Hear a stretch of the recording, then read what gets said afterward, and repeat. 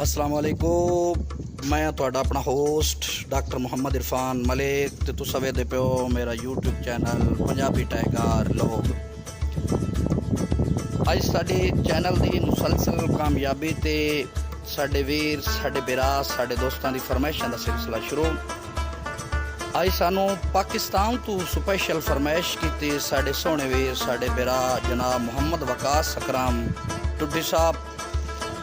जनाब रईस आज़म बूढ़ी डुडियाँ तहसील ज़िला जंग पाकिस्तान, उन्होंने स्पैशल फरमाइश थे भाई डुडी साहब भाई होवे वो भी प्यार नसीब उन्होंने बंदियां दा जिन्ना साथों दौड़ चकीता अस कमलिया कान जुदाइयां दा उका गरम तंदूर चकीता ते 5 मिनट साकी सांगियां दा उका शीशा चूर चकीता तो तादा है तेरे संगा संग नहीं छड़ना हुण किस मजबूर चकीता भाई साडे वीर टुडी साहब भाई साडे निभ गए वेले खुशियां दे साथे बदल जवाल दे छा गए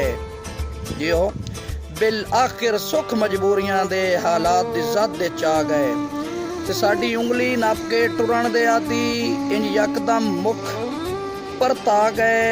मैं राज मजाक तो हथ न पिया ओ जिड़े के हाथ छुड़वा गए